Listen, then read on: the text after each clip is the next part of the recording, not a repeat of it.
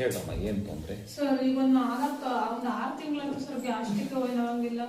ಅದು ಗ್ಯಾಸ್ಟ್ರಿಕ್ ಆಗಿ ಇಲ್ಲಿ ಬಹಳ ಸಂಕಟ ಆಗುತ್ತೆ. ಆಮೇಲೆ ಈ ಭಾಗ ಊಟ ಮಾಡಿದರೆ ಅದೇ ಒತ್ತಾಡುತ್ತೆ.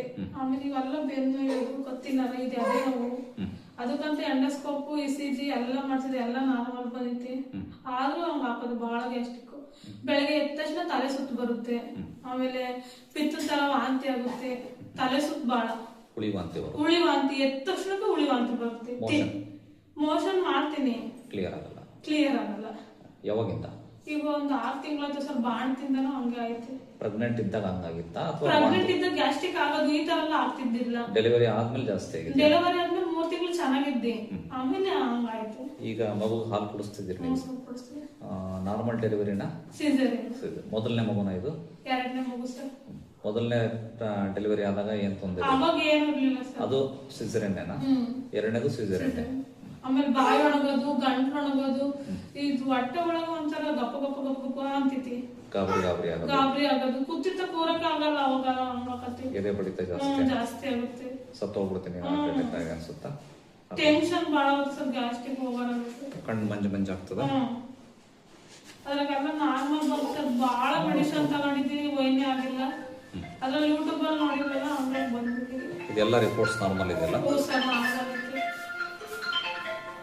ಸುತ್ತಲಿರೋದು ಆಸ್ಪತ್ರೆ ಸರ್, ವೈನ್ಯ ಆಗೋದಿಲ್ಲ. ಇದು ನಾಭಿನ ಏನಾರ ಪ್ರಾಬ್ಲಮ್ ಇರ್ಬೋದಮ್ಮ? ಬಟ್ಟಿ? ಹೌದು ಸರ್, ನನಗೆ 2 ದಿವಸ ಬಟ್ಟಿ ಮಾತ್ರ ನುಂಗಿದೆ. ಆ ಬಟ್ಟಿ ಮಾತ್ರ ನುಂಗ್ದಾಗ ಸ್ವಲ್ಪ ಕಡಿಮೆ ಆಗುತ್ತೆ. ಆ ಗ್ಯಾಸ್ಟ್ರಿಕ್ ಆದಷ್ಟು ಬಟ್ಟಿ ಬೀಳುತ್ತೆ. ಅದು ಬಟ್ಟಿನೇ ಸಾಮಾನ್ಯವಾಗಿ ಇಲ್ಲಿ ಬಹಳ ಗಪ ಗಪ ಆಗುತ್ತೆ ಸರ್. ಮೇಲಕ್ಕೆ ಹಾರುತ್ತೆ, ಇಲ್ಲಿ ಎದೆ ಬಡಿತ ಜಾಸ್ತಿ ಆಗುತ್ತೆ. ಇದಕ್ಕೆ ನೋಡೋಣ, ನಾಭಿ ಚಿಕಿತ್ಸೆ ಅವಶ್ಯಕತೆ ಇದ್ರೆ ಮಾಡೋಣ. ಇಲ್ಲ ಅಂದ್ರೆ ಕೆಲವು ಮೆಡಿಸಿನ್ಸ್, ನೀವು ಈಗ ಬಾಣ್ತಿ ಬೇರೆ, ಮಗು ಹಾಲು ಬೇರೆ ಕುಡಿಸ್ತಾ ಇದ್ದೀರಿ, ನೋಡೋಣ ಲಿಮಿಟ್ ಆಗಿ ಮೆಡಿಸಿನ್ಸ್ ಕೊಡೋಣ ಅಂತೆ. ನಮ್ಮ ಯಾವ ಸೈಡ್ ಎಫೆಕ್ಟ್ಸ್ ಇರಲ್ಲ, ನೋಡಿ ಕೊಡೋಣ ಅಂತೆ. ಈಗ ಎಲ್ಲ ಮೆಡಿಸಿನ್ ತಿಂದಿರಿ ನೀವು ಅಲ್ವಾ? ಯಾವ ಔಷಧಿನೂ ಕೆಲಸ ಮಾಡ್ತಾ ಇಲ್ಲ, ಕರೆಕ್ಟ್ ತಾನೆ? ಅದು ಏನಂದ್ರೆ 1-2 ದಿನ ಚೆನ್ನಾಗಿರುತ್ತೆ, ಆಮೇಲೆ 3 ಸಲ ಮತ್ತೆ ಅದೇ ರೀತಿ ಹೊಟ್ಟೆ ಬಹಳ ಉರಿತೈತೆ ಸರ್. ಇಲ್ಲೇ ಬಹಳ ಉರಿಯೋದು. ಅದ್ರಾಗೆ ಸಿಸೇರಿಯನ್ ಬೇರೆ ಆಗಿದೆ ನಿಮಗೆ, ಹೊಟ್ಟೆ ಎಲ್ಲ ಕೊಯ್ದಿರ್ತಾರೆ, 2 ಸರಿ ಕೊಯ್ದಾರೆ ನಿಮಗೆ.